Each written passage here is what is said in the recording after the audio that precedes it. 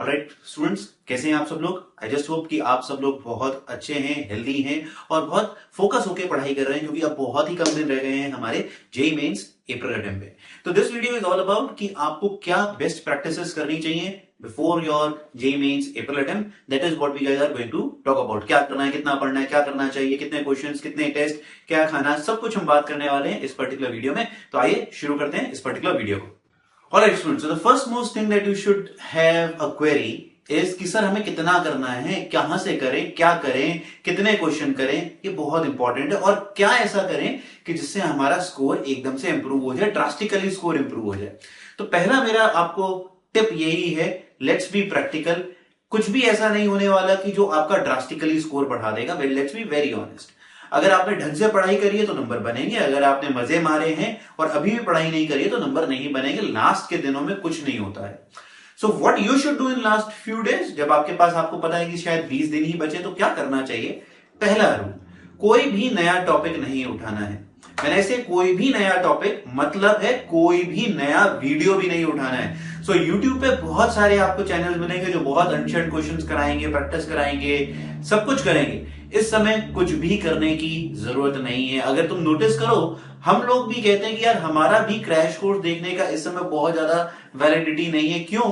जो आपने पढ़ा हुआ है अभी उस समय उसको रिवाइज करने का समय है, ना कि कुछ नया पढ़ने का। नया पढ़ने का बिल्कुल टाइम नहीं है। अगर हम बात करें अपने चैनल के रिस्पेक्ट में, तो हम भी कुछ कर सकते थे यार, top important questions, best questions, उसका कोई सेंस नहीं है। हम लोग एक जेईई 007 सीरीज चला रहे हैं, वो भी किस लिए, या जो जनवरी में पेपर आए हैं, जो आ चुका है, जो पास्ट ईयर है, आप उसे तो ढंग से कर लें। तो आपको इस समय आइडली करना क्या चाहिए, the best thing that you should do is, जो आपने पढ़ा हुआ है सिर्फ उसको करें, उसको रिवाइज करें। अगर वो हो गया है तो मेरी सजेशन ये होगी कि उसको बार बार करें। क्वेश्चंस की अगर आपने बात करते हैं तो अपने क्लास कॉपी रिवाइज करें। अपने जो क्वेश्चंस आपने पहले सॉल्व करे हैं उनको सॉल्व करके एक बार दोबारा देखें जल्दी से।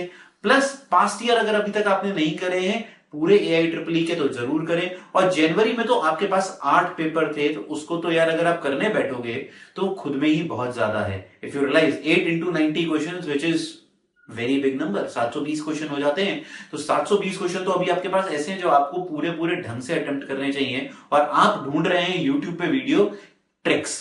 तो अगर आप वो उस कैटेगरी के बच्चे हैं कि जो आप इस समय बैठ के टिप्स ट्रिक्स देख रहे हैं, यही टिप आप वीडियो देख रहे हो, believe me you are wasting your time. I request everyone, please tips and tricks देखना बंद करें।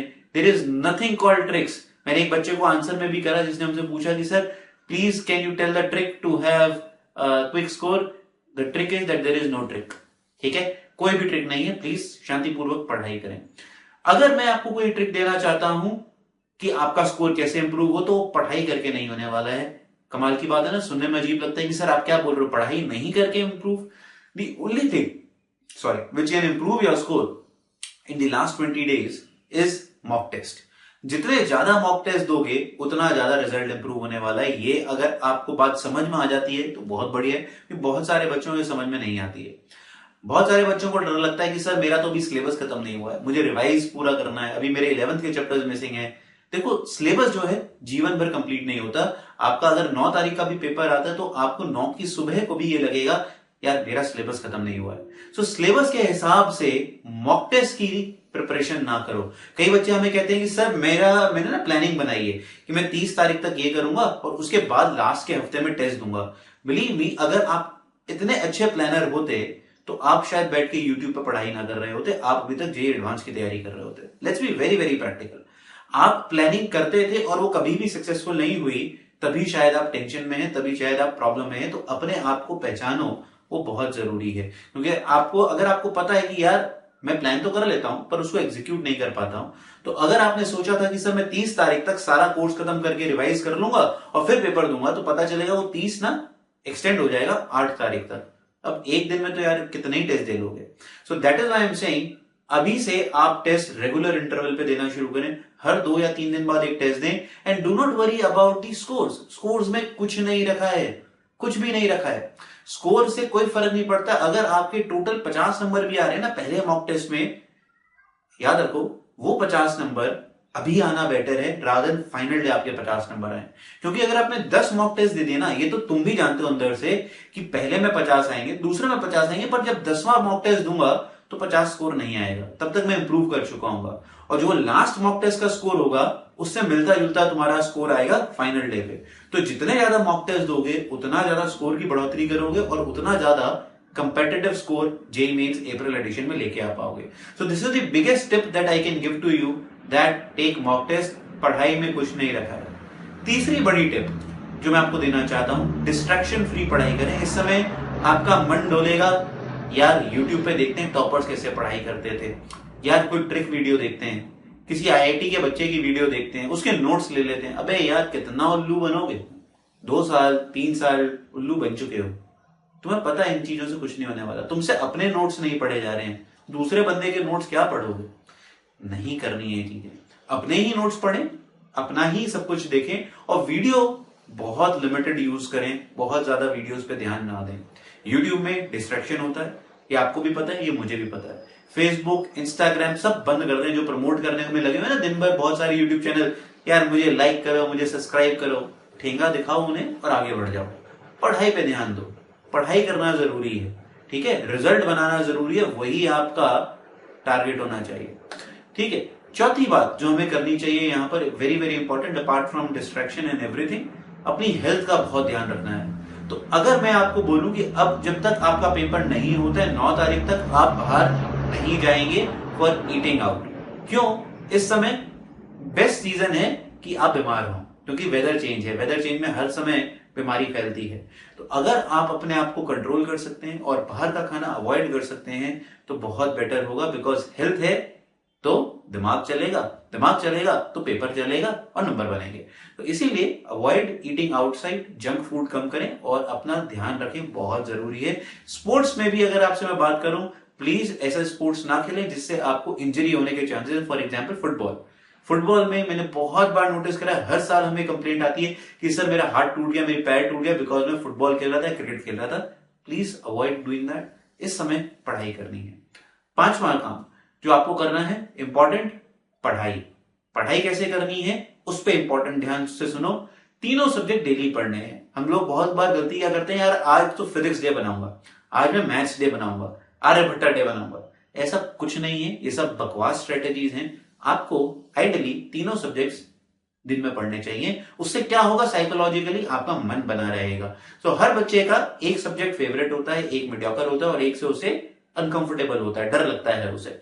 मेरा सजेशन है डर वाले को तीसरी अटेम्प्ट में ना करें, रात को ना करें, उसे पहले सेशन या बीच वाले सेशन में करके खत्म करें, जिससे गिल्टी फीलिंग ना हो कि रात तक आते आते हम बोर भी हो जाते हैं और जो टफ होता है वो तो करने का बिल्कुल मन नहीं करता है। तो वो काम बिल्कुल ना करें। इसीलिए फिजिक्स, केमिस्ट्री, मैथ्स 4-4 घंटे दिन में पढ़ना है। 12 घंटे हुए, 1 घंटा या 2 घंटा मिनिमम रिवीजन के लिए निकालना शुरू करना है। केमिस्ट्री इस समय सबसे ज्यादा अच्छी रहेगी, क्यों? आपको सबसे ज्यादा स्कोर दे पाएगी। उसमें भी अगर मैं बात करूं इनऑर्गेनिक केमिस्ट्री, हमें लगता है कि सर इनऑर्गेनिक केमिस्ट्री डिफिकल्ट है, क्यों करें?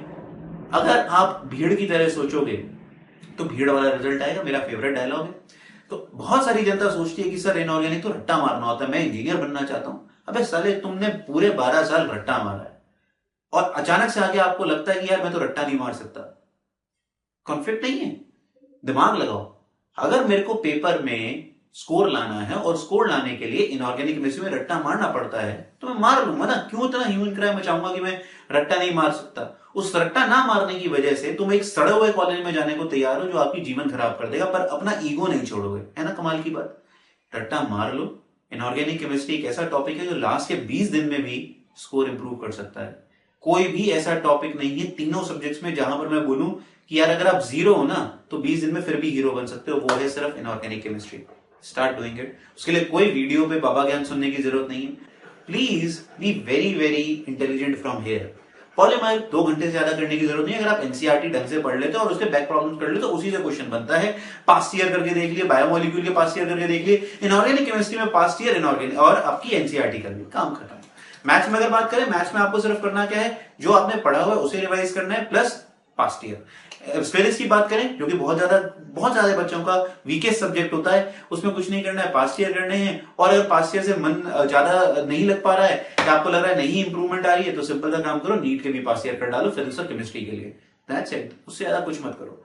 पास्ट ईयर ये भी तुम्हारे पास इतने सारे हैं ना, तुम सॉल्व नहीं कर सकते हो। मैंने अभी तुम्हें याद दिलाया 9 जनवरी के ही 720 क्वेश्चन है हमारे पास, जनवरी अटेम्प्ट के, उसको ही सॉल्व करते करते तुम्हारे 10 दिन तो वैसे ही निकल जाएंगे, जो कि तुम्हारे पास नहीं है। Let's be very clear about it, ठीक है। तो प्लीज ढंग से पढ़ाई करें, जो मैंने 5 पॉइंट्स बताए हैं उन्हें ढंग से पढ़ें। हिदायत दी है, मर्जी आपकी, आप फॉलो करते हैं या नहीं करते हैं। इफ यू फॉलो तो बहुत फायदा होगा, नहीं तो आप अपने हिसाब से तो चल ही रहे हैं। Please believe me, the battle is won when you work from here and the battle is lost when you feel that you have already lost the battle. So दिमाग मतलब क्या है इसका, बैटल या जंग कभी भी मेहनत से नहीं जीती जाती है, वो दिमाग से जीती जाती है, ठीक है। तो दिमाग लगाओ और अपने आप को ठंडा रखो। नर्वसनेस इश्यू क्रिएट करने से कुछ भी नहीं होता है। फॉर एग्जाम्पल, जाते जाते एक आखिरी बात करता हूं तुम लोगों से, हमारा टारगेट स्कोर क्या है। अगर तुम बच्चों का एक टारगेट स्कोर एवरेज में मान के चलो, जिन बच्चों से मैं बात कर रहा हूं अभी, वो 180 150 के बीच का बैरियर होगा। उसके लिए 180 का भी स्कोर लेते हो तो हमें पूरा पेपर अटेम्प्ट नहीं करना है, it's only 50% of the paper. 50% of the paper अगर मैं मान के चलूं तुम्हारी 100% एक्यूरेसी नहीं भी है, तो आपको सिर्फ 60 क्वेश्चन अटेम्प्ट करने हैं, जिसमें से आपको 50 ठीक करने हैं, आपका स्कोर 180 बन जाएगा। So why to focus too much about the remaining 40 या 30 और प्रॉब्लम्स। सो आप अपने आप को उस तरीके से देखें। आपका स्कोर अगर 70 है तो 170 की उम्मीद ना करें, अगर आपका स्कोर 60 है तो 160 की उम्मीद ना करें। स्कोर को जिस तरीके से आपको पता है कि आपका बनना चाहिए, उसी हिसाब से पढ़ाई के मोल्ड में डालें, तो आप खुश रहेंगे, भूलेंगे नहीं, नर्वसनेस नहीं होगी और एंग्जाइटी नहीं होगी, ठीक है। मैं फिर आऊंगा, लौटूंगा, इसी सेशन को कंटिन्यू करूंगा, जिसमें और रेलेवेंट प्रैक्टिस की चीजें बताऊंगा और बात करेंगे कि और हम स्कोर को कैसे इंप्रूव कर सकते हैं। पर in the mean while please start applying these fundamentals, ठीक है जी। तब तक के लिए गॉड ब्लेस, पढ़ते रहें। और मेरे लिए एक काम करना है आप सबने, क्या, कमेंट सेक्शन में क्या लिखना है, पेपर फोड़ना है। हमें पेपर तो यार फोड़ना ही है, मतलब ये तो मैथन होगा, हमारा ड्रीम है, टारगेट है, पंच लाइन है, जो भी आप कह लो, पेपर तो फोड़ना है या कुछ भी हो जाए, ठीक है। God bless you all, keep working hard.